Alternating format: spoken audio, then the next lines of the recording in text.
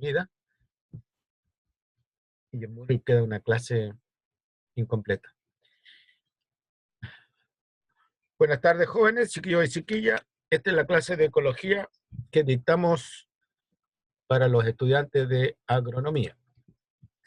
Hoy día es martes 10.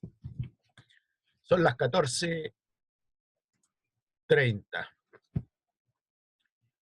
En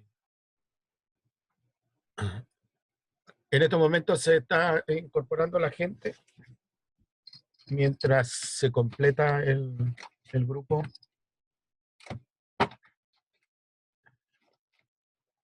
Vamos a compartir pantalla.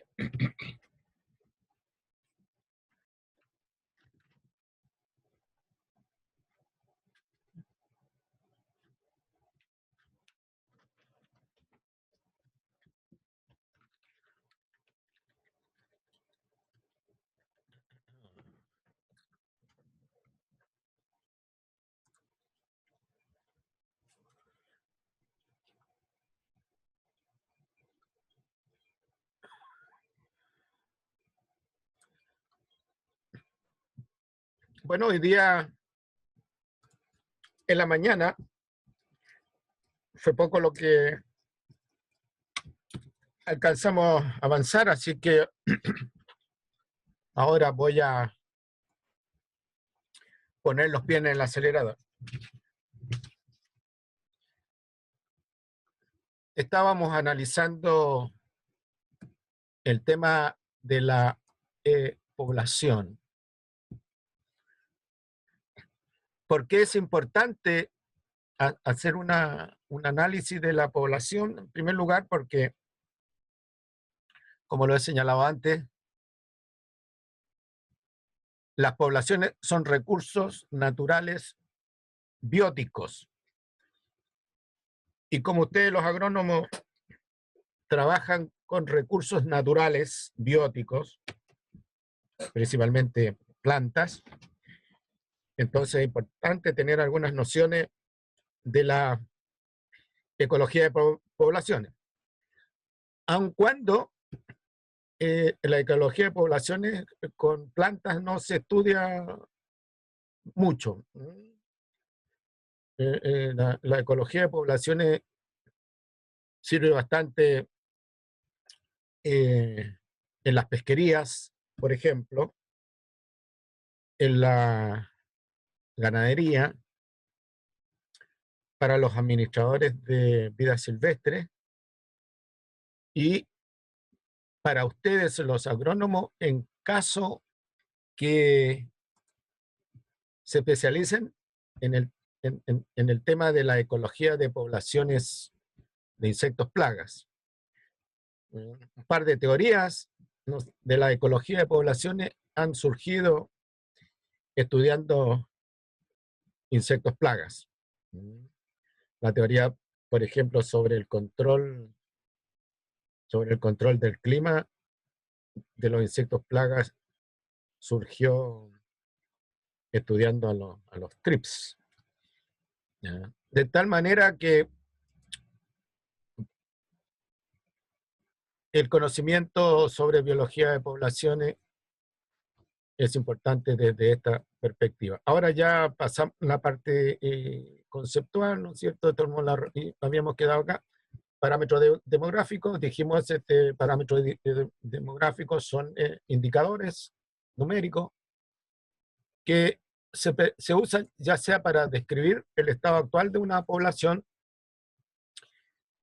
como para predecir lo que puede ocurrir con la población en el futuro. Lo que yo estoy mostrando los analizamos con detención en la clase pasada y en la clase anterior. De todas maneras, si tienen alguna pregunta, estaré llano en responderla. Si no, pasamos a la siguiente diapositiva. Esto entonces, como dije, son descriptores del estado de la población en un determinado momento. ¿Ya? Después tenemos nosotros los, antes de pasar a la comunidad, vamos a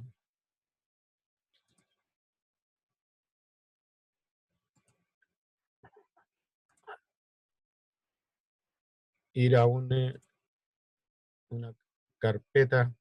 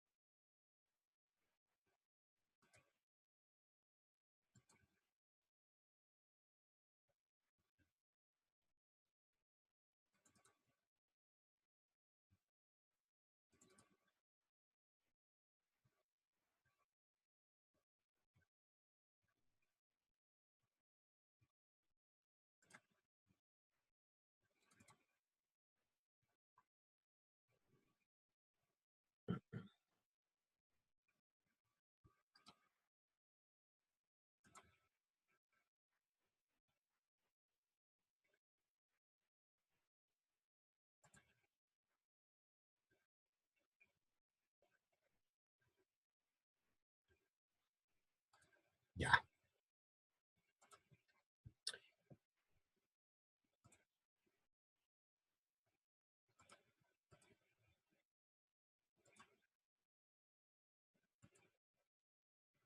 Bueno, como decía hace un momento, lo- los indicadores demográficos pueden ser de dos tipos. Los indicadores descriptivos, que describen el estado de la población en un determinado momento, y los indicadores predictivos, que predicen lo que va a ocurrir con la población en un tiempo futuro. En el caso de la población humana se proyecta a a los 10 años, a los 15 años, a los 20 años.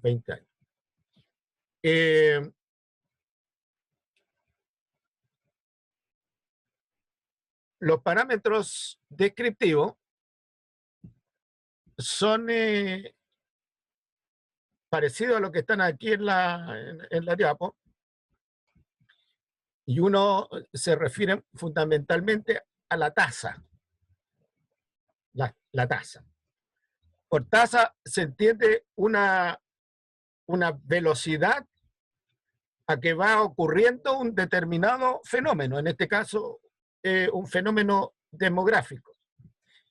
Por ejemplo, la tasa de natalidad es la velocidad a que se van incorporando a la población mediante nacimientos, en función ya sea del tiempo o en función del tamaño de la población.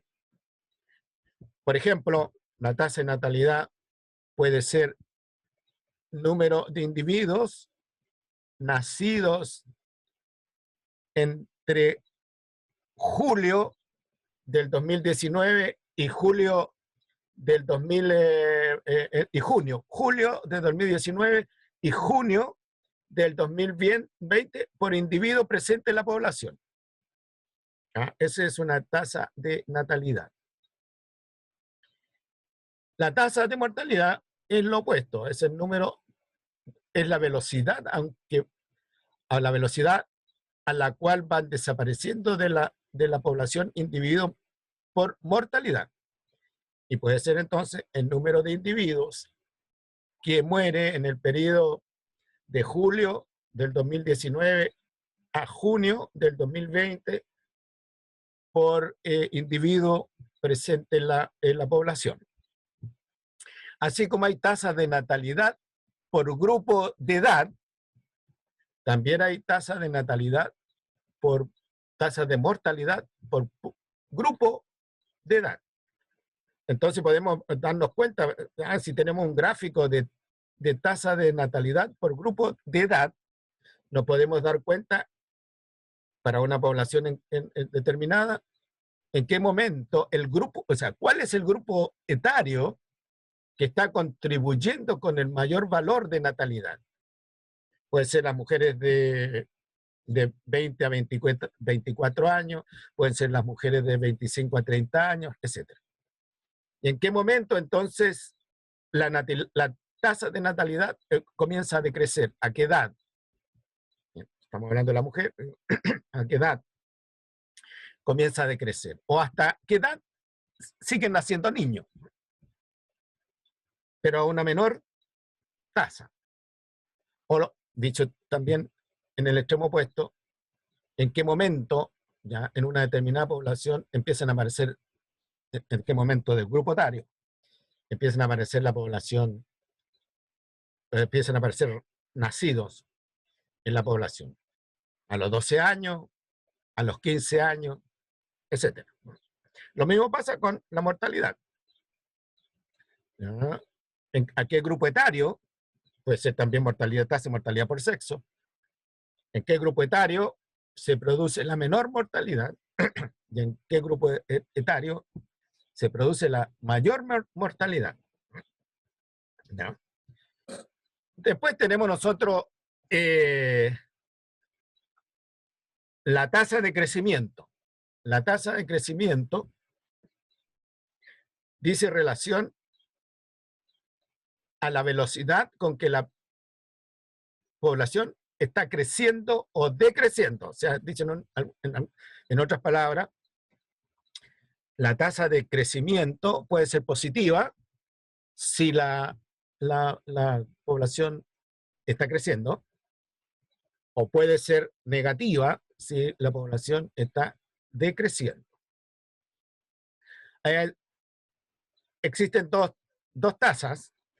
La tasa de crecimiento vegetativo, que es la diferencia entre la tasa de natalidad y la tasa de mortalidad. O sea, dicho en otras palabras, es la velocidad de crecimiento de la población o decrecimiento de la población producto de la tasa de crecimiento, perdón, la tasa de natalidad y la tasa de mortalidad.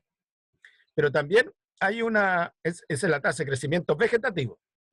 También hay una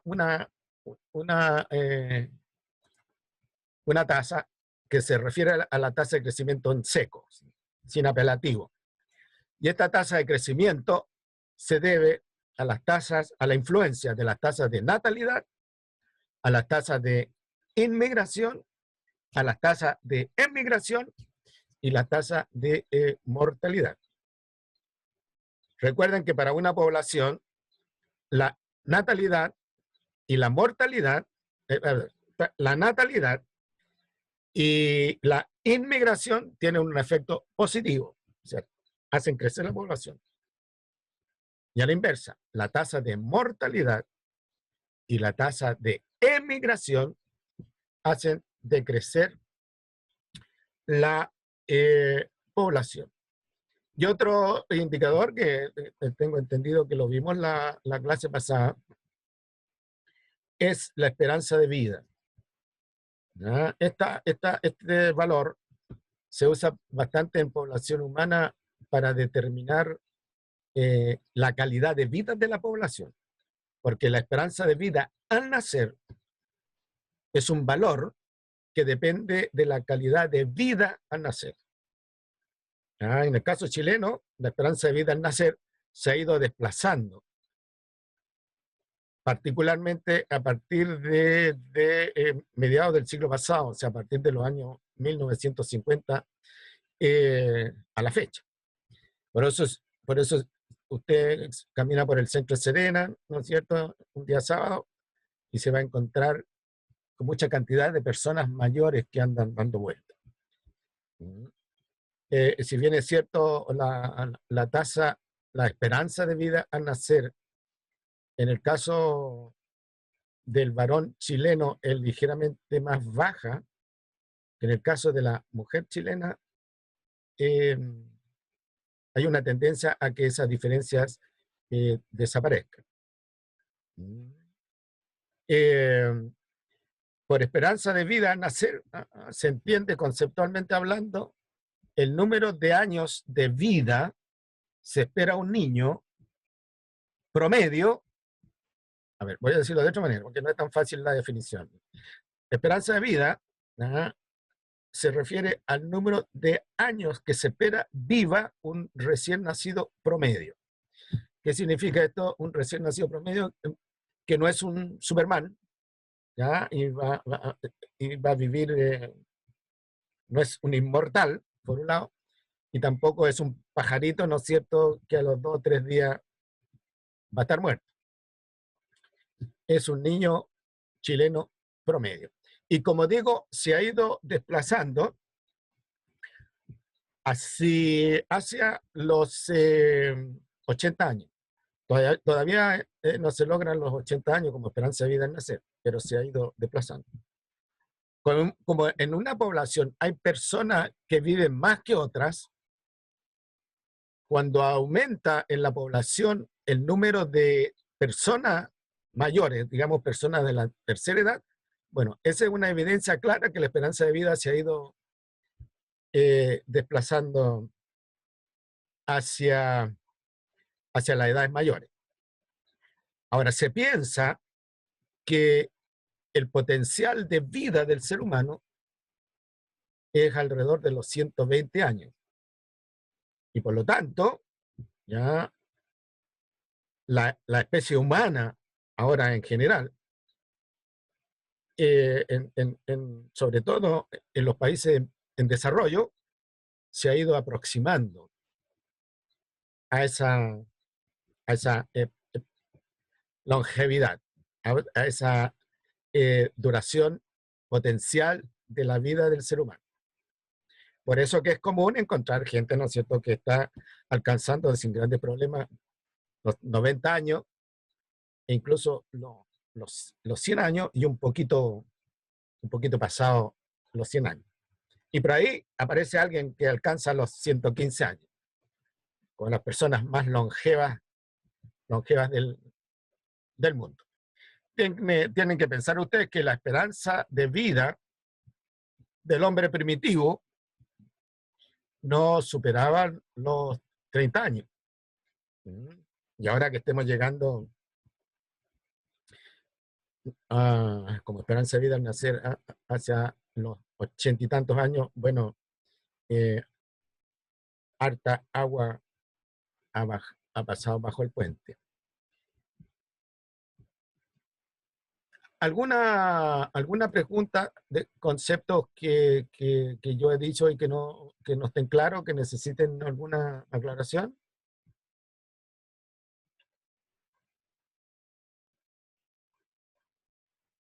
No, profe.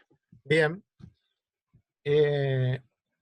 pasamos entonces a la clase siguiente.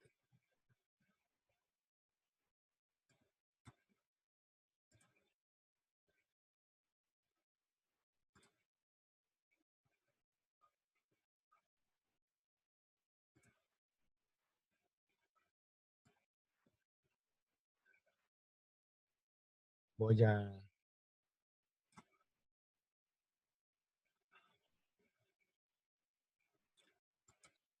Ups.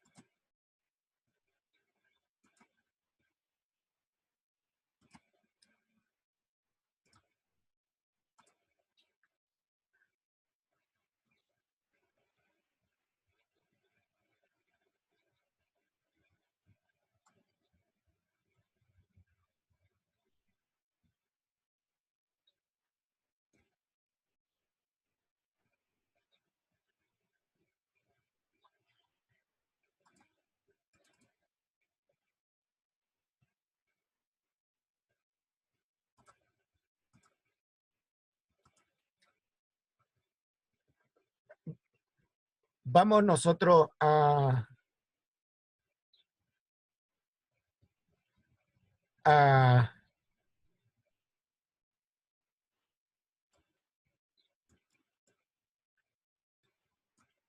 ver dos modelos básicos de crecimiento poblacional.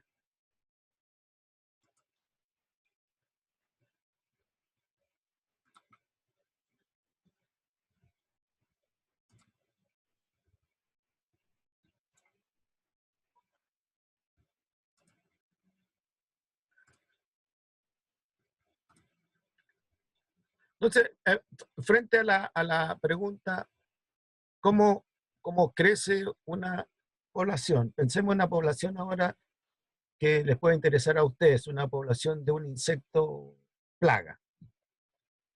¿Ya? Pensemos en pulgones, pensemos en trips, pensemos en polillas, pensemos en coleópteros, ¿ah? Gorgojos, por ejemplo, o pololos, o en ratones. Existen dos modelos básicos de crecimiento de la población. Ahora, entre estos dos modelos básicos de crecimiento de la población existen otros modelos que son más complicados de entender porque están basados en modelos matemáticos un poco sofisticados. Pero la mayoría de los procesos de crecimiento poblacional se pueden explicar en base a estos dos modelos. ¿Ya? Pensemos nosotros que tenemos un cultivo que está limpiecito y en los bordes del cultivo, ¿no es cierto?, en la parte de matorral, hay una población de ratones. O sea, los ratones están bien en el matorral, no hay problemas de alimento, etc. Pero de repente, ¿no es cierto?, el cultivo empieza a mejorar su calidad nutritiva. Y en forma paralela, el alimento al cual acceden los ratones empieza a disminuir o empieza a bajar su calidad nutritiva.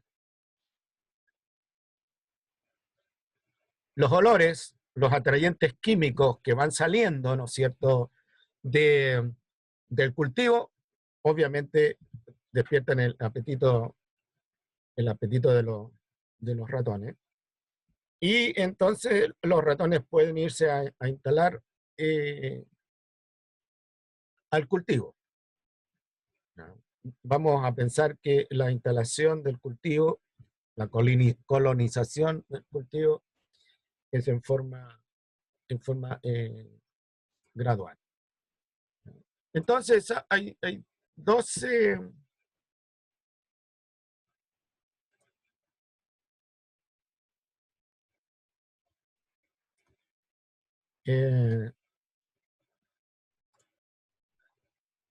12 modelos matemáticos que pueden explicar, ¿no es cierto?, lo que ocurre en la población. Uno es el llamado modelo exponencial, que es ese que yo estoy mostrando ahí, modelo exponencial. También se llama modelo geométrico de crecimiento de la población, o también se llama modelo logarítmico de crecimiento de la población. Esta curva de crecimiento se obtiene cuando la tasa de crecimiento, llame usted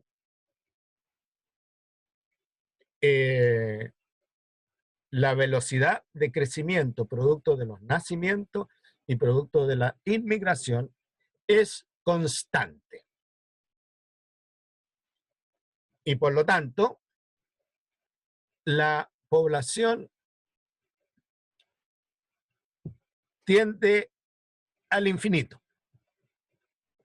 en términos de número, en términos de tamaño poblacional. Ya el eje en este gráfico, el eje horizontal es el tiempo y el eje vertical es el tamaño de la población medida de cierta forma. Puede ser número de individuos o puede ser biomasa.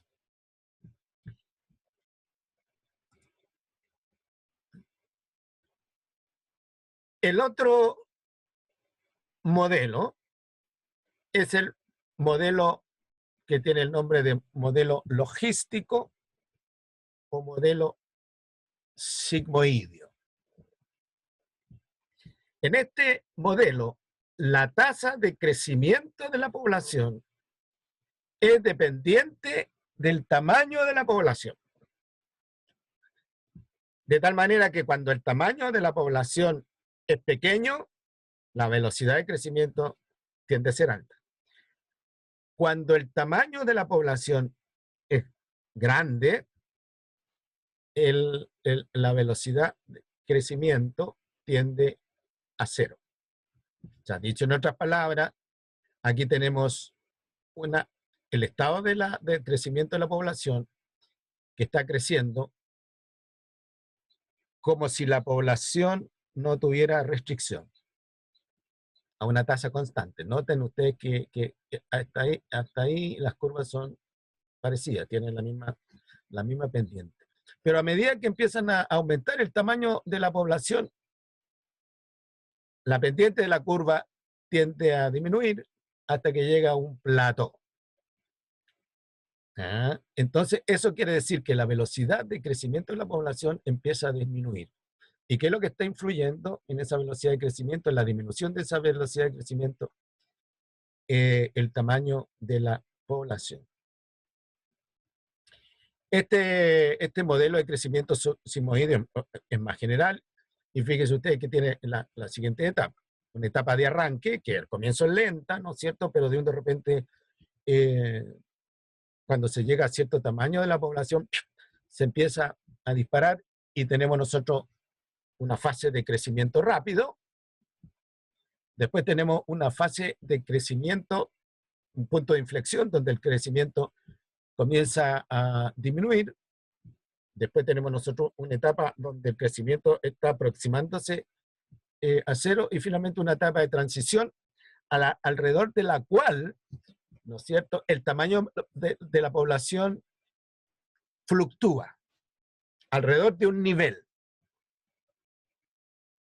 de población. Ya en algún determinado momento la población puede estar en este punto, en otro momento puede estar en otro punto, en este momento acá, etc. Que es una fase de equilibrio, ahí le llaman estabilidad.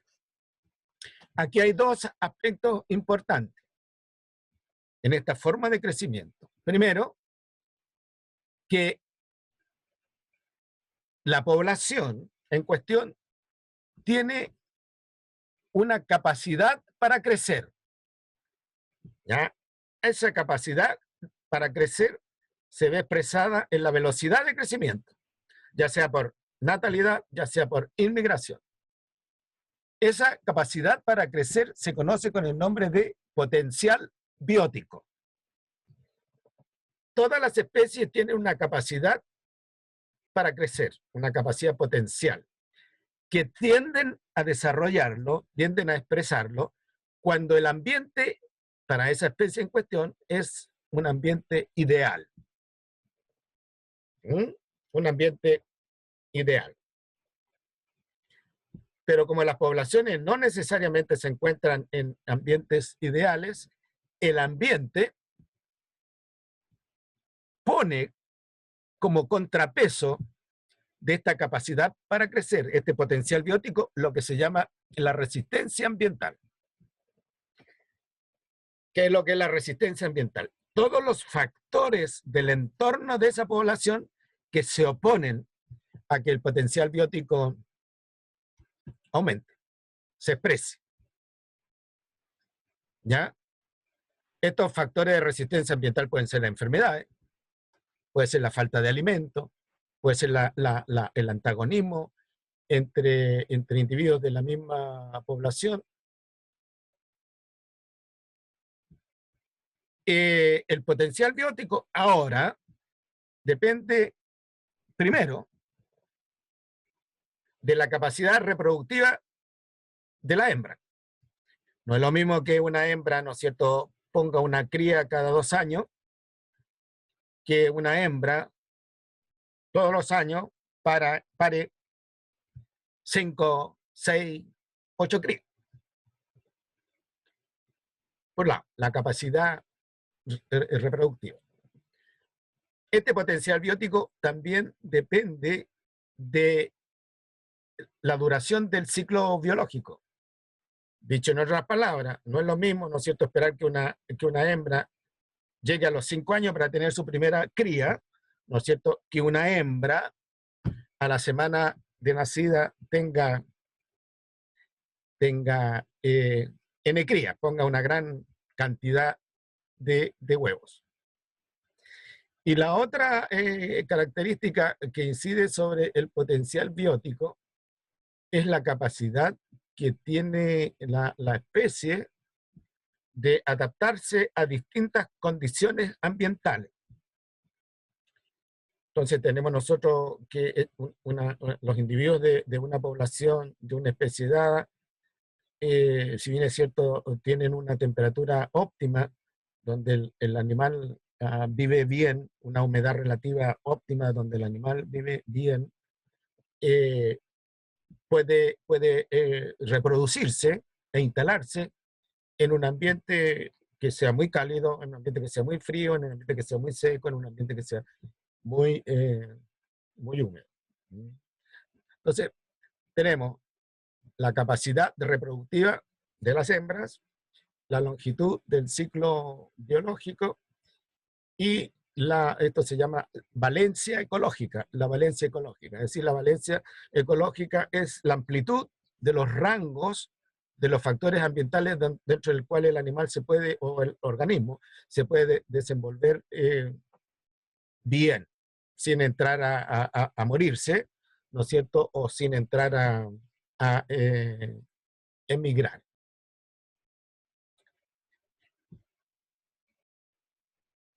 Y en el caso del crecimiento poblacional tipo sigmoideo, surge otro aspecto importante del modelo, que es lo que se llama la capacidad de carga del ambiente. ¿Qué se entiende por capacidad de carga del ambiente? Se entiende la capacidad que tiene el ambiente de mantener un cierto tamaño de la población sin que el ambiente se degrade. Por ejemplo, podemos pensar en una carga ganadera, ¿no es cierto?, un determinado pastizal, que le podemos echar ahí en ese pastizal un cierto número de cabezas de ganado, y la capacidad de carga del ambiente es el número de cabezas de ganado que ese pastizal va a sostener, va a mantener durante un tiempo, ¿no es cierto?, sin que la vegetación de ese pastizal, sin que el pastizal se degrade y se mueva a un estado inferior de condición, por ejemplo, productiva. Entonces, ¿qué pasa con la población? Que a medida que la población se va acercando a la capacidad de carga, aumenta la resistencia ambiental. Y como consecuencia, la velocidad de crecimiento de la población va disminuyendo hasta llegar a un valor donde la población sube y baja a lo largo del tiempo. Ahora, en el caso de las plagas, ¿cuál es lo importante? Las etapas iniciales de la curva. Por ejemplo, digamos que una especie se reproduce, una especie de plaga ahora, se reproduce siguiendo este modelo. Y cuando la población está en ese tamaño, bueno, ya se empieza a producir el daño económico. Y por lo tanto, si el ambiente de manera natural no impide que esta población siga creciendo, bueno, ¿no es cierto?, el agrónomo ahí tendrá que aplicar la estrategia de control cultural que le recomienda que recomienda que le recomiendan en los cursos, digamos, en su formación. Ahora bien, si usted cría peces, por ejemplo, o cría ganado, eh, para mantener la producción de ganado, el punto de extracción, ¿no es cierto?, del ganado para la venta, más o menos está a nivel de ese punto. Porque justo usted agarra cuando la población está en su etapa de crecimiento mayor, ya empieza la desaceleración, de manera que la extracción a este nivel ya no es muy productiva, ¿ya? Y además, como usted está en esta etapa de crecimiento rápido, ¿no es cierto? Al ir sacando individuos, usted mantiene la población en esta etapa de crecimiento rápido, ¿ya? Entonces, eh, cuando se produce un fenómeno de una irrupción de insectos, digamos, o irrupción de ratones, los ratones pueden seguir este patrón o pueden seguir este patrón. Ahora bien, aquí eh, el crecimiento de la población está bastante acelerado y por lo tanto el daño que el bicharraco le está causando, por ejemplo, al cultivo está aumentando, se está haciendo rápidamente severo. Entonces, bueno, lo importante es evitar, el caso del control, que la población alcance la fase de crecimiento rápido. Porque una vez que alcanza la fase de crecimiento rápido, la población se le dispara así en un par de días, digamos. Por lo tanto, eh, esto demanda, cuando se sospecha que puede haber en una determinada región, tenemos de manera endémica una plaga de importancia económica, bueno, se monitorean y tan pronto como se detectan en el cultivo algunos bicharracos que prontamente se van a ir para arriba, bueno, se hacen controles eh, preventivos. Ahora, en condiciones naturales, las poblaciones no crecen de manera indefinida. ¿Ya? Pero antes de meterme en ese tema, voy a hacer otra observación. Si nosotros tenemos, ¿ya?, una especie de importancia económica que siga este patrón de crecimiento, el exponencial, ¿ya?, a nosotros nos conviene tener esa especie a este nivel de población. O sea, podemos sacar todo esto que está acá, sin problema, ¿ya? Si lo mantenemos ahí, el punto de crecimiento rápido, ese recurso natural renovable va a ser siempre productivo, porque va a estar entregando, qué sé yo, pero nosotros vamos a tener la población acá, ¿ya? Eso es lo que se podría entender, ¿no es cierto?, como un manejo sustentable del recurso. Dicho en otras palabras, ¿ya?, no sacamos tanto del recurso tal que lleguemos a esta etapa donde la población se demora mucho en crecer, ¿ya?, sino lo que tenemos acá. Y siempre vamos sacando el stock suplementario. Si mantenemos la población acá en crecimiento activo, bueno, es una población juvenil, ¿no es cierto?, que rápidamente va a empezar a reproducirse y va a empezar a entregar individuos que se puedan extraer. Ahora bien, si nosotros nos descuidamos con esta población y esta población tiende hacia allá, como dije, las poblaciones no pueden crecer de manera infinita porque el ambiente es limitado, los recursos que tiene el ambiente son limitados. Y de un de repente, se produce, ¿no es cierto?, un shock poblacional y empieza sobre todo, la competencia entre individuos, por ejemplo, por alimento, Y a consecuencia de eso los individuos se empiezan a debilitar y se enferman en un colapso poblacional, donde la población colapsa tendiendo a cero. Por supuesto que si se está tratando de un insecto plaga, langosta, por ejemplo, usted no va a esperar a que la población colapse por su cuenta, porque la población va a colapsar cuando gran parte de su cultivo los animales se lo van a comer. ¿Mm? Entonces usted rebaja la población ya hasta donde más pueda. Ahora, tiene que notar que a medida que va intentando rebajar la población hacia cero, mayor es el costo del control. Ese es un modelo del control, el control de plagas entomológicas. Y el otro modelo, que es el modelo de la pesquería, usted reduce, ¿no es cierto?, la población a la etapa, si está creciendo sobre este modelo, en base a este modelo, a la etapa de máximo crecimiento. Y la mantiene ahí, de tal manera que haya un potencial ahí presente de crecimiento rápido. Eso es lo que se conoce con el nombre de manejo sustentable de un recurso natural renovable. Por eso se llama recurso renovable, porque se renueva a través de procesos naturales. Y con el conocimiento que tenemos de la teoría de poblaciones, podemos nosotros mantener ese recurso permanentemente en producción. ¿Qué es lo que ha hecho el ser humano? Bueno, que algunas especies que crecen, peces por ejemplo, o moluscos, que crecen siguiendo este patrón, lo han llevado a esta etapa, por sobreextracción del recurso.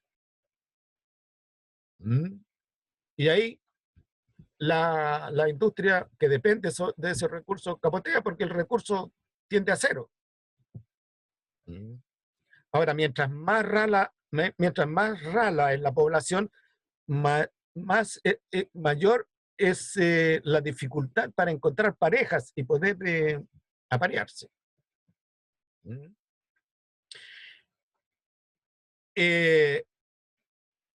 ¿Cómo lo vemos nosotros acá? En la situación del coronavirus. Que el coronavirus mostró este patrón. Este patrón que está aquí. Por eso los especialistas hablaban del quiebre de la curva, esperando que el famoso coronavirus se metiera por acá. ¿Qué es lo que tuvimos que hacer nosotros? Bueno, como no hay vacunas todavía, tuvimos que usar algunas estrategias culturales. Usar mascarilla, confinar a la gente. Porque al confinar a la gente, tú disminuyes los encuentros entre los infectados y los sanos. Lavarse permanentemente las manos, evitar las aglomeraciones, etc. Esas son todas estrategias de control natural de un evento biológico como en este momento es el virus. Pero inicialmente se comenzó a trabajar con esto y de repente ahora se está trabajando con este modelo. Para nosotros, idealmente, para nosotros el ser humano, idealmente es que el bicharraco ya no llegue a este nivel. O sea, nosotros queremos que el bicharraco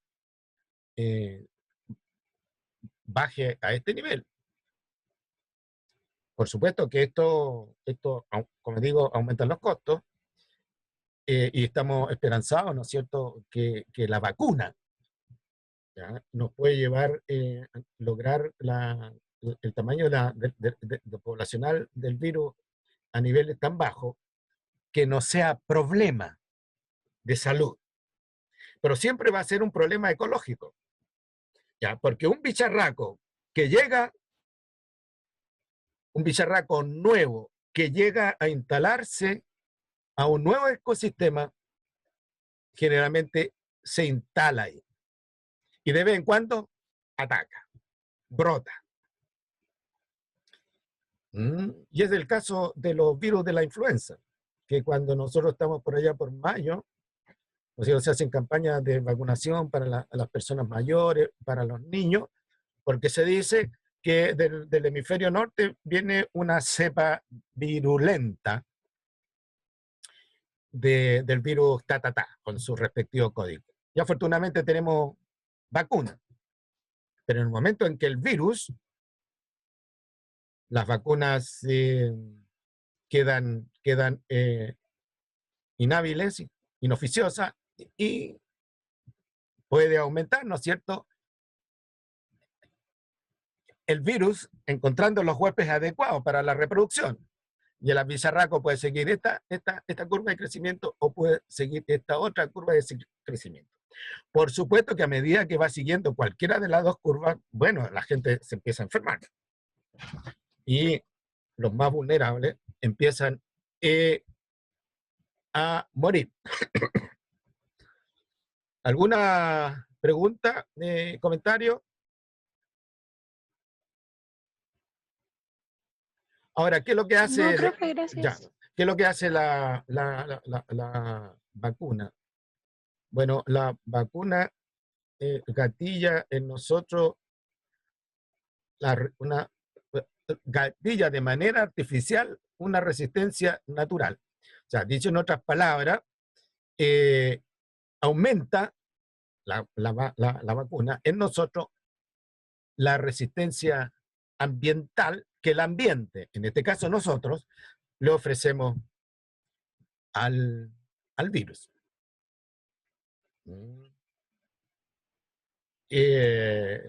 Los factores de resistencia ambiental, ya dije, puede ser temperatura, ya sea elevadas temperaturas, puede ser temperaturas bajas, la resistencia inmunológica que nos gatilla las vacunas, los antibióticos, los medicamentos, los antivirales, en el caso del virus de la influenza. Como este fue un virus nuevo, el coronavirus, bueno, no había vacuna, pero el modelo poblacional, para entender el proceso, se conocía. Por eso que, como digo, se hablaban los especialistas de inflexión de la curva. Logremos la inflexión de la curva, bajemos la tasa de crecimiento del bicharraco. ¿Se entiende? Aquí la tasa de crecimiento del bicharraco, el número de personas que van apareciendo infectadas. No tanto el número de personas que se mueren, porque si bien es cierto, es importante el número de personas que se mueren para determinar la letalidad del virus, bueno, es más importante el número de personas que se van enfermando, porque eso va indicando la velocidad con que el bicho va avanzando.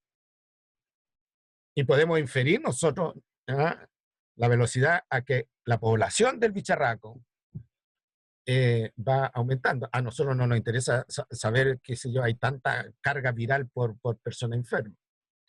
Nos interesa en una población saber cuánto es el número de personas que se va enfermando por semana, por ejemplo.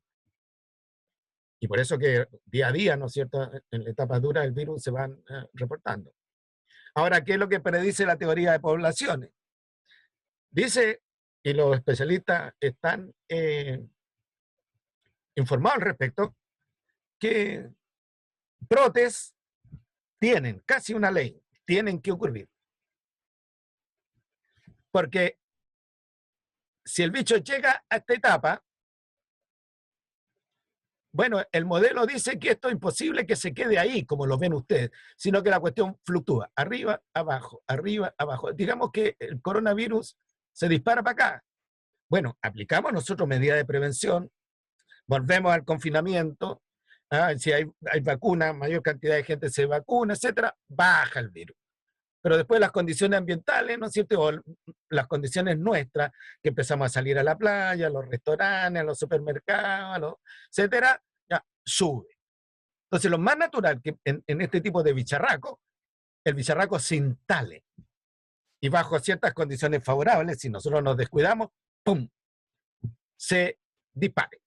Aquí puede ocurrir lo mismo, con la diferencia que se pueden producir colapsos poblacionales. Y este colapso poblacional, en el caso del virus, puede llevarlo a cero, pero siempre queda.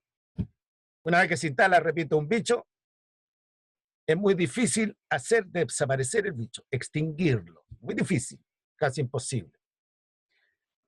Porque piensen, por ejemplo, el coronavirus puede estar aquí en cualquier parte, ahí, esperando. Puede estar en una persona, en un grupo de personas, en un ambiente en la casa, en donde hay un ambiente favorable, en animales, ya sabemos nosotros, que pase, ya sabemos que vino, ¿no es cierto?, de un murciélago, de una zarigüeya al ser humano, pero a lo mejor el bicharraco se estaba alojando en gatos, en perros, qué sé yo, ratones. Este es el tema principal de la idea sobre ecología de población en términos del crecimiento de la población. Entonces, básicamente hay dos modelos: el modelo de crecimiento exponencial, geométrico o logarítmico, donde la población crece a una tasa constante, tendiendo al infinito. Llega un momento en que el ambiente la para, ¿no es cierto?, y rápidamente la población tiende a cero. ¿Ya? El modelo sigmoideo logístico, donde se reconocen varias etapas. Y aquí aparece entonces claramente el concepto de potencial biótico versus resistencia ambiental. Mientras el potencial biótico tira a la población hacia arriba, ¿ya?, a incrementar el número, la resistencia ambiental tira a la población hacia abajo.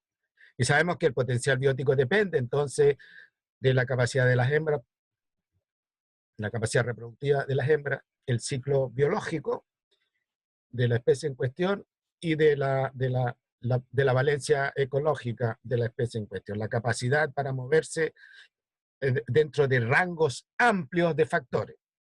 Si hay una especie que se mueve dentro de un rango estrecho de factores, bueno, va a estar restringida a un lugar donde se cumpla eso.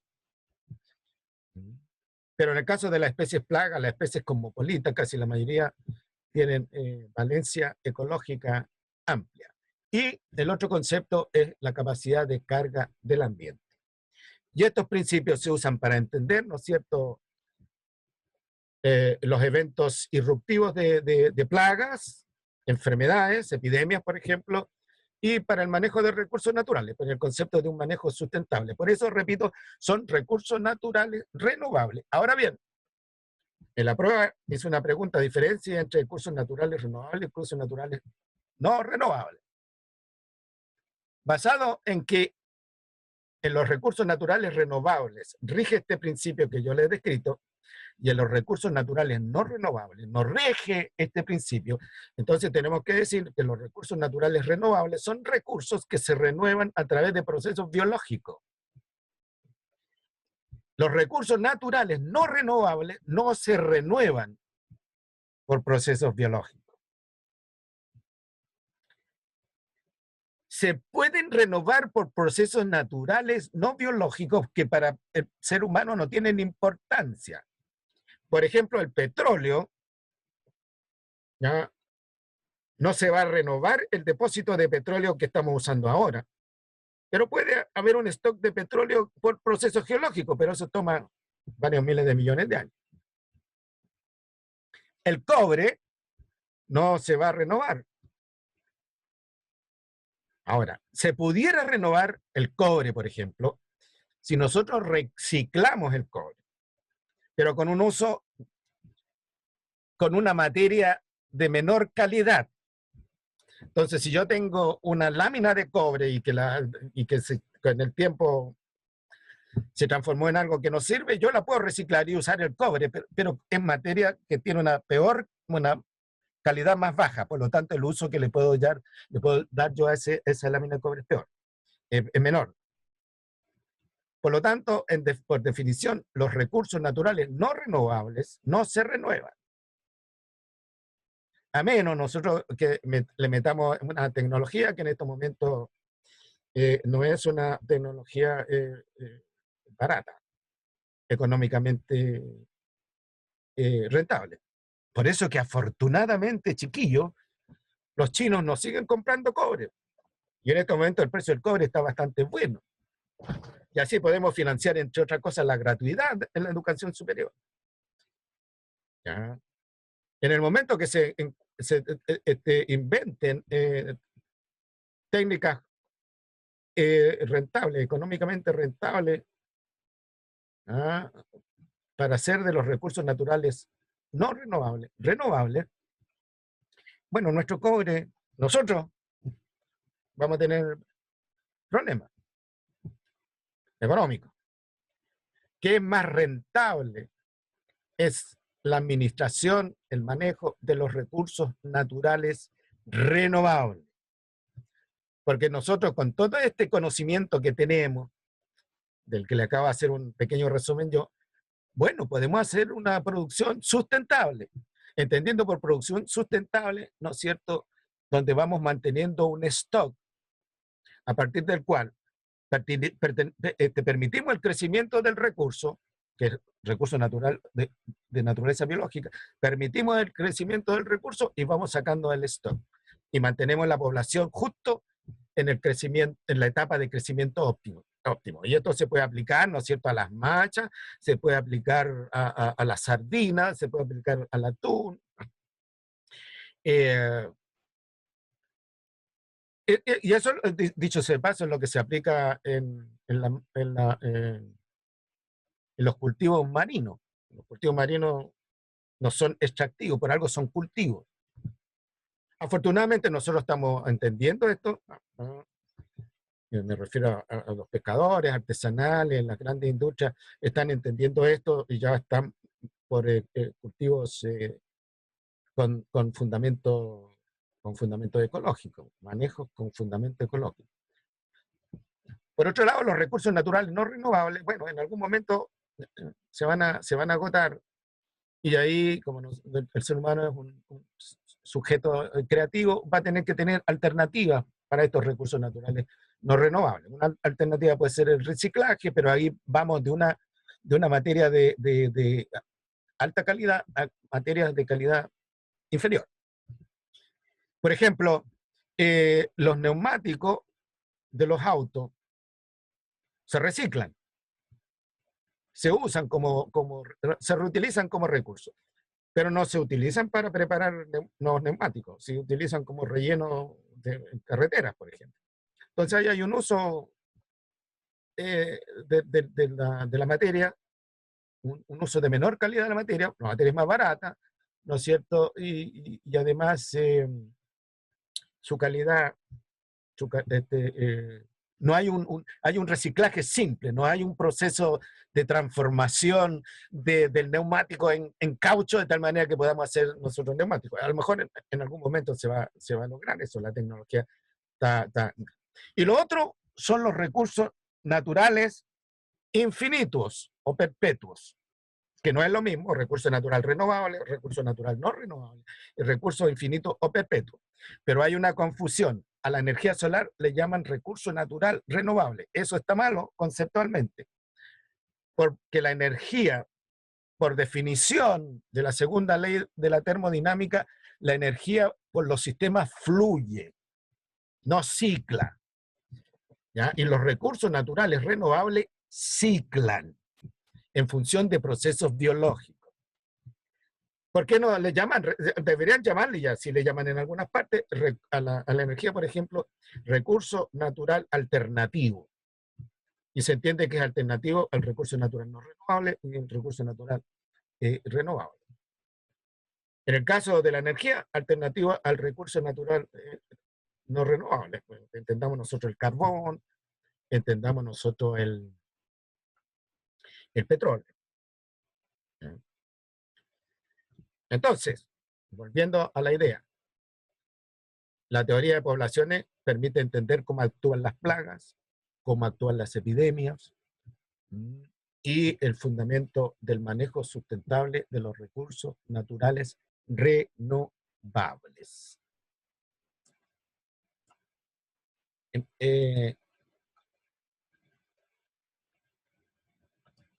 Bueno,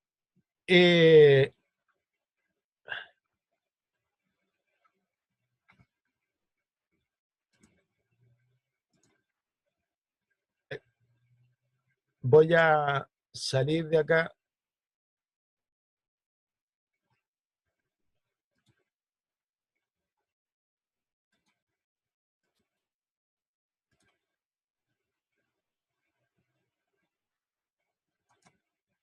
eh, para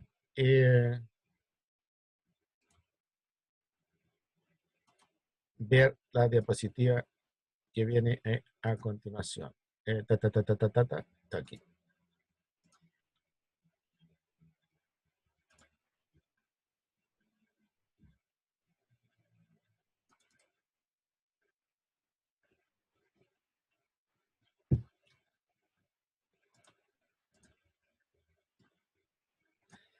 Estos modelos tienen una formulación matemática. El modelo exponencial dice lo siguiente: el tamaño de la población a un tiempo t es igual al tamaño de la población al tiempo cero veces la base de los logaritmos naturales elevado a r versus t, rt, que es r en la tasa de crecimiento de la población y t es el tiempo. Entonces, como r es constante, tenemos el tiempo 1, entonces para t1 el tamaño de la población va a ser igual a n sub 0, el tiempo 0 de la población, multiplicado por e elevado a r. ¿Por qué te vale 1? Profe, Sí, ¿está compartiendo pantalla? Porque no, como que no se ve. voy a compartir. Oh, esta tontera.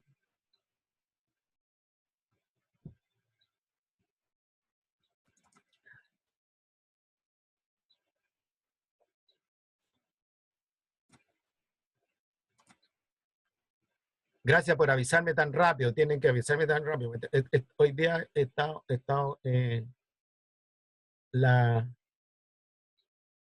el Zoom no ha estado dando problemas. No sé si ha pasado con otras clases de ustedes. Bueno, esta es la formulación matemática del modelo exponencial. Si el tiempo es 2, ¿ya? Y n sub t es igual entonces al tamaño de la población al tiempo 0, veces el logaritmo base natural por 2r. Si el tiempo es 3, a por 3r. Si el tiempo es 4, por 4r y así sucesivamente. Entonces piense usted que estamos hablando, por ejemplo, de una población de bacterias. A usted se hirió, ¿no es cierto?, la mano, y ahí llegaron unas bacterias, y esas bacterias se reproducen. Digamos que le llegaron 2 bacterias, 3 bacterias. A la media hora, esas bacterias, por bipartición, cada una le da 2 bacterias, entonces tenemos 6. ¿Ya? A la media hora. A la hora, tenemos el doble. A la hora y media, tenemos el triple. O sea, dicho en otras palabras, pues lo voy a hacer simple. 2, 4, 8, 16, 32, 64. Si estamos hablando de bacterias, vean que usted la tasa de crecimiento de la bacteria cada media hora, por ejemplo, o cada 15 minutos. Entonces, la infección suya le va aumentando rápidamente. Ese es un típico crecimiento exponencial. Su organismo empieza a reaccionar. La resistencia ambiental que provista por su organismo empieza a reaccionar. Hay respuesta inmunológica, le empieza a dar fiebre, puede que le vengan escalofrío, ¿cierto? Se le pone caliente la zona donde está. Bueno, al final va al médico y el médico le receta antibiótico. Le aumenta la resistencia ambiental con antibiótico de manera cultural. al comienzo, cuando usted se está dando cuenta que tiene una infección bacteriana, bueno, hay procesos naturales. La respuesta inmunológica, ¿ya? Frente a las bacterias, y las bacterias están creciendo, están creciendo. Ahora bien, si sus respuestas inmunológicas están bien, su estado de salud está bien, bueno, usted va a inhibir el crecimiento de las bacterias. Pero si no, que va a ser, digamos, más frecuente, bueno, las bacterias van a seguir un crecimiento exponencial y la van a empezar a invadir. Por eso que las infecciones que son producto, por ejemplo, de operaciones son tan rápidas y tan peligrosas, porque una operación mal hecha se le infecta, por ejemplo, el intestino, que llaman una septicemia, y por lo general las personas mueren. Crecimiento poblacional. Entonces, ¿qué es lo que hace el médico? Le da antibióticos y aumenta la resistencia poblacional, la resistencia ambiental. Y al cosa del día siguiente, si su salud es buena, se mejora. Si las bacterias son inofensivas, digamos. Ahora, si se agarró una infección con bacterias peligrosas, bueno, puede que los antibióticos no le funcionen y va a morir, puede morirse. La versión que está acá es la versión lineal. ¿No? Esta es la versión geométrica, ¿no? O exponencial del proceso, y esta es la versión logarítmica, lineal, logaritmo natural. Entonces, ¿qué es lo que dice la versión del logaritmo natural? Esta es una línea recta donde dice que el logaritmo natural del tamaño de la población en el tiempo t es igual al logaritmo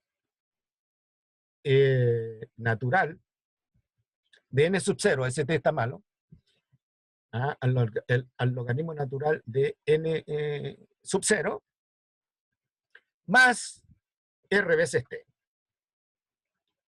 Si t es 1, es el logaritmo natural de n sub 0 más rt. Si t es 2, es el logaritmo natural de n0 más 2 veces r. Si es 3, 3 veces r. Si es 4, 4 veces r. ¿Ya? Y piensen que r ya puede tomar media hora para una bacteria, 15 minutos. Vea usted la velocidad de crecimiento de la famosa población. Usted grafica esto y le obtiene el gráfico que yo les mostré recién. Esta curva que está ahí. Esta. Y si usted grafica esto, le sale una línea recta. Note que esta es una línea recta del modelo I es igual a beta sub 0 más tx, donde x es el eje horizontal, la variable independiente, que en este caso es t, y esta es la variable dependiente, que es el tamaño de la población. Y aparece una línea recta, donde la recta corta, ¿no es cierto?, el eje Y a este valor.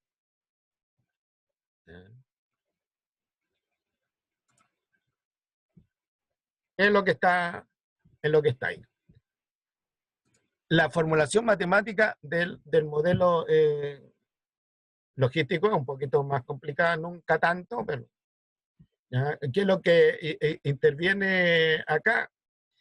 Dice que el tamaño de la población al tiempo t es igual a la capacidad de carga de la población, es decir, el número de individuos que la población aguanta sin deteriorarse, partido por esto que está entre paréntesis, es 1 más, esto es producto de la integración, ¿ah? Por eso aparece esta ecuación ahí con el 1, más entonces la base de los logaritmos elevado a a menos rt. R es la tasa intrínseca de crecimiento poblacional, una medida del potencial biótico, T es tiempo y A es la posición de la curva, donde corta el eje vertical. Ahora, esta es importante, la tasa de cambio, o sea, dice en otras palabras, la tasa de crecimiento nt respecto del tiempo, de n a dt. La cosa es la tasa de cambio instantánea, de n dt, es igual, fíjense ustedes, es igual la tasa de crecimiento poblacional, el tamaño de la población en el tiempo cero, veces esta diferencia entre la capacidad de carga del ambiente menos n, todo eso partido por k. ¿Ya? Ahora bien, ¿qué pasa cuando n tiende a cero? Cuando la población está en sus inicios. ¿De qué depende la tasa de cambio de la población? ¿De qué depende de n versus dt?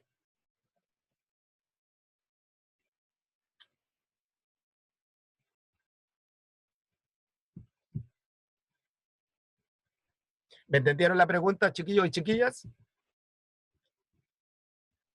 No, profe, ¿podría repetirla, por favor?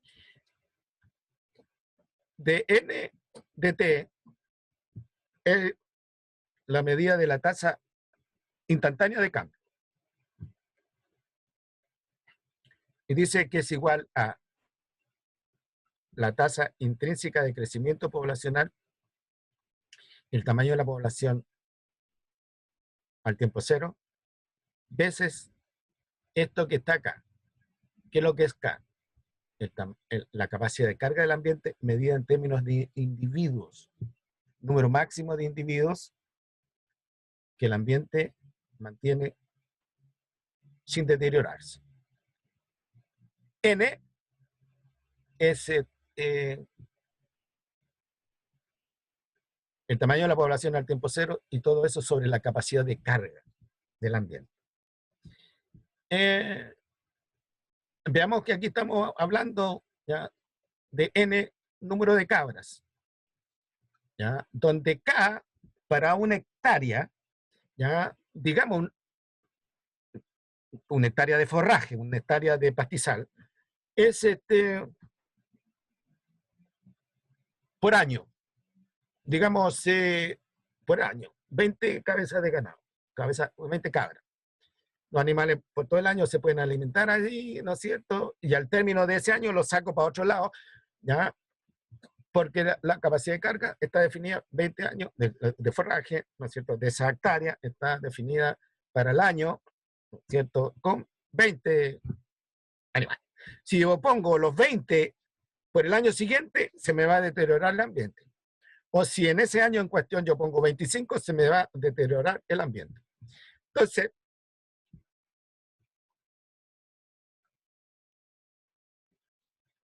cuando n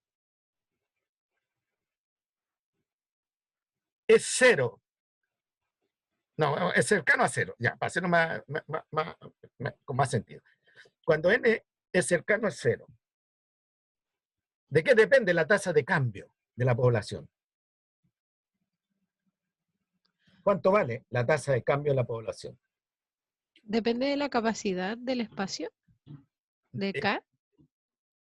Depende, cuánto, a ver, te voy a hacer la pregunta. Cuando n es cero, ¿cuánto vale dn dt? Cero. Cuando es pequeño, no cero.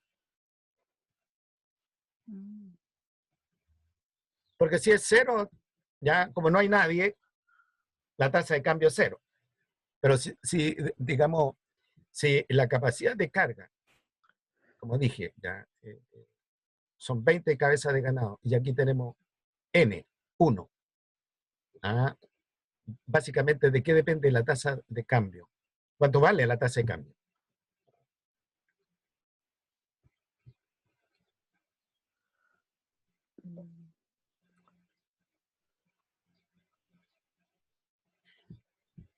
Bueno,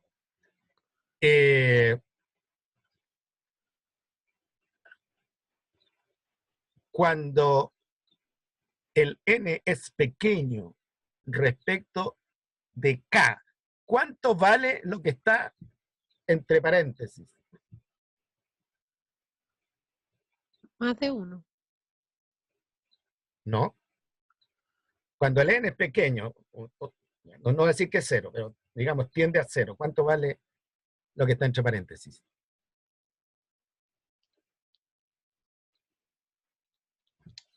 ¿A qué valor tiende lo que está entre paréntesis? ¿A 1? A 1, pues bien, excelente, a 1. Por lo tanto, la tasa de cambio, ¿no es cierto?, en los momentos originales de la población es igual a Rn veces, R veces T, R veces N. Porque esto es cercano a 1. Pero a medida que N se va acercando acá, ¿cuánto vale eso que está entre paréntesis? ¿O a qué valor tiende?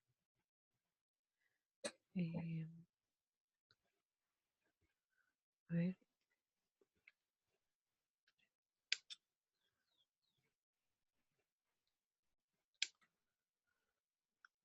A 0, ¿no? Tiende a Tiende 0. más 0. Tiende a 0. Bien. Y por lo tanto, la tasa de cambio, ¿a qué valor tiende? 0. 0. A no cambiar. A no cambiar. ¿Ya? ¿Ya? Y eso entonces se logra en esta etapa.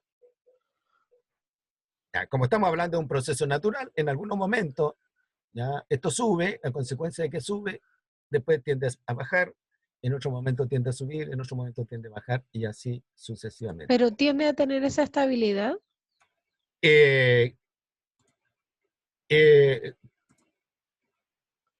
Depende de las poblaciones, ¿ya? Depende de la especie en que se trata. Hay algunas especies que fluctúan, interesante la pregunta, hay especies que fluctúan mucho alrededor de ese valor, y hay especies que... ahí está la expresión logarítmica, ¿no?, de la curva de crecimiento exponencial, sigmoidea. A propósito de esta pregunta, mira esto.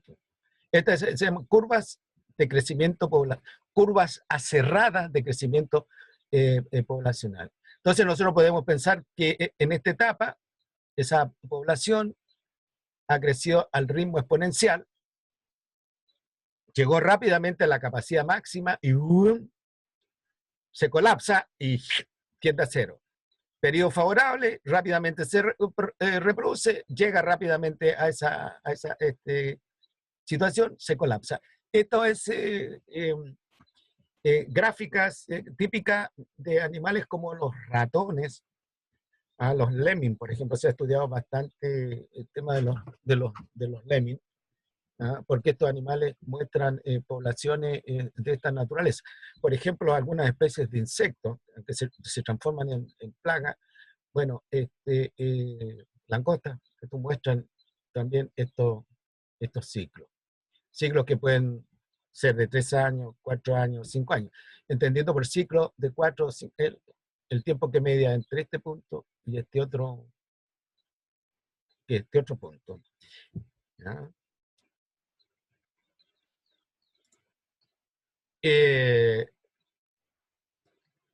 Esto, a raíz de la pregunta que me ha hecho alguien, esto es el modelo matemático que una vez llevado a la realidad muestra estos patrones. Aquí podemos pensar, digo, que hay un crecimiento exponencial. Por lo tanto, individuos de esta especie son individuos cuyas hembras ponen muchos huevos, o sea, muchas crías. A sus ratones, por ejemplo, lemming, el ciclo reproductivo es corto y tienen una amplia valencia ecológica. Profe, el profe Fermín nos hablaba de los girosomos, las vaquitas del desierto, que Sí. igual tenían más o menos un ciclo parecido, aunque no de intervalos de tanto tiempo. Tienen intervalos cortos. exactamente, tienen un ciclo parecido.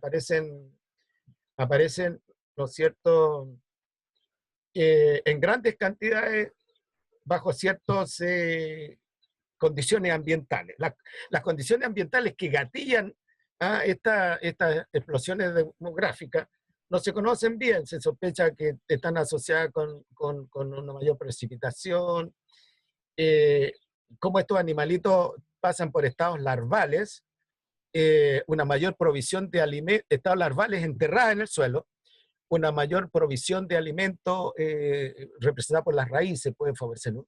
Hay toda una, no está claramente resuelto. Y ahí ustedes vean, pero efectivamente, ¿ya? Lo mismo pasa con las langostas, ponte tú. El otro día nomás informaban de una La de con Barbalá, ¿no? exactamente. Ahora, frente a estos fenómenos hay términos. Primero, se le llama brotes poblacionales, irrupciones poblacionales, outbreaks en inglés, que se traduce como brote poblacional.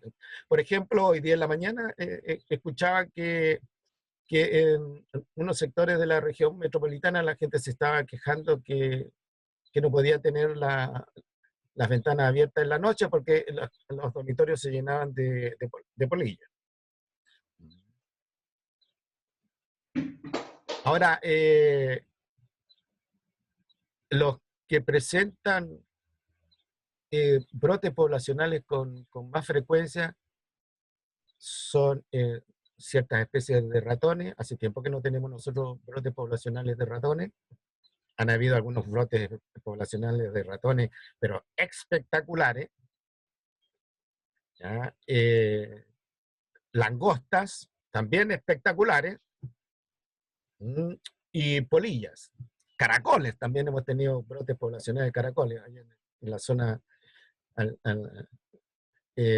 norte de Vallenato, en pleno desierto, caracoles terrestres. Bueno, ahí tienen un gráfico del comportamiento poblacional de una presa, ¿ya? Y de un depredador, el lobo. Entonces usted puede ver cómo está sincronizado el patrón poblacional del depredador con la presa. Sin embargo, aquí vean ustedes lo que pasa. Entonces uno puede interpretar lo siguiente. Aquí hay alguna interferencia humana.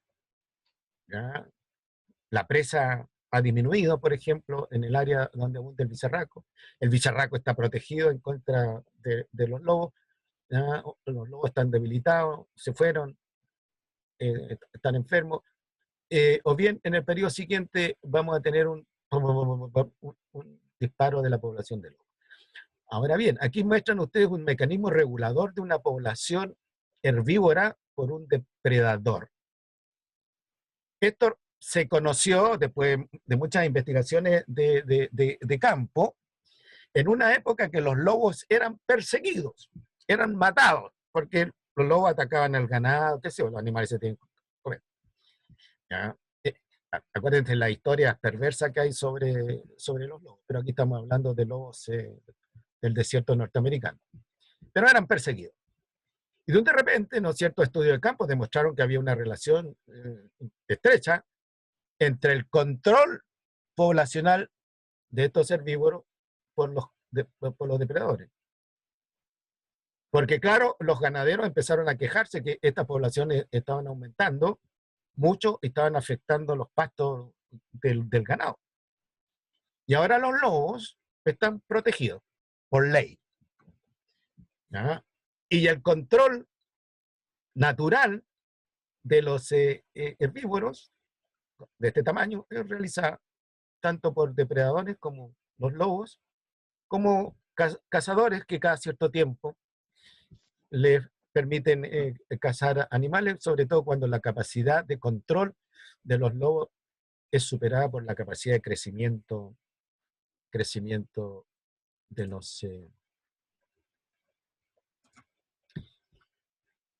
de esos herbívoros. Y aquí tienen una hermosa también curva sincrónica. Estas curvas exponenciales son de lagomorfos, liebres. Viene el colapso, crecimiento exponencial, colapso, crecimiento exponencial, colapso. Y aquí nosotros tenemos el control que hace un depredador, lince, que ustedes se podrán dar cuenta que no es muy eficiente.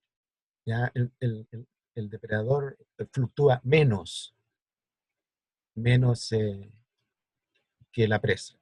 Ahora bien, si la liebre está causando algunos estragos en cultivos, bueno, el animal no es controlado por el depredador, que es lo que pasa a veces con el control biológico. Este es el principio del control biológico. ¿Ya? Un animal herbívoro controlado por un depredador. ¿Ya?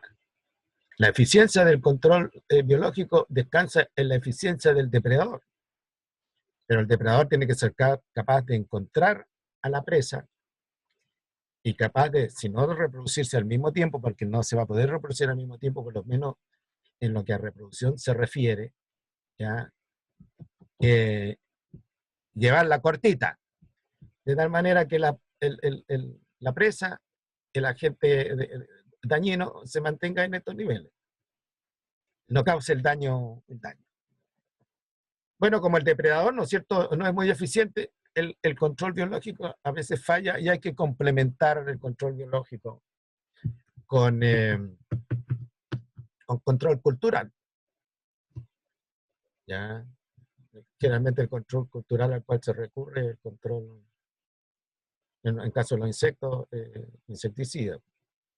Y en el control de animales como las liebres y los conejos, bueno, la caza, que se paga a los cazadores por ciertos individuos, o bien se promueve el consumo, ¿no es cierto?, de la gente local de liebres y conejos. Está el principio del control biológico basado en la teoría de poblaciones.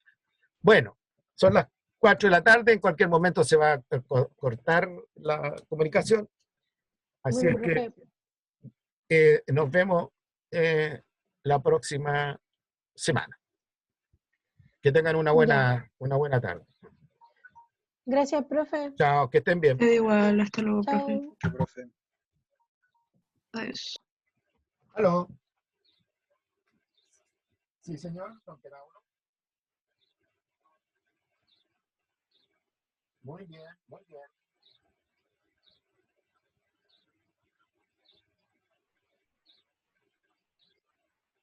Sí, señor, no he tomado ninguna decisión al respecto porque se lo pedía a uno de mis hijos que está en la necesidad de la extensión de algo, pero no ha tomado una decisión al respecto. Pero yo tan pronto tenga algo, voy a moverme en esa dirección.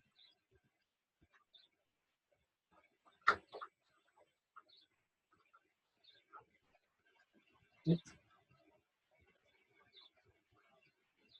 Ya está.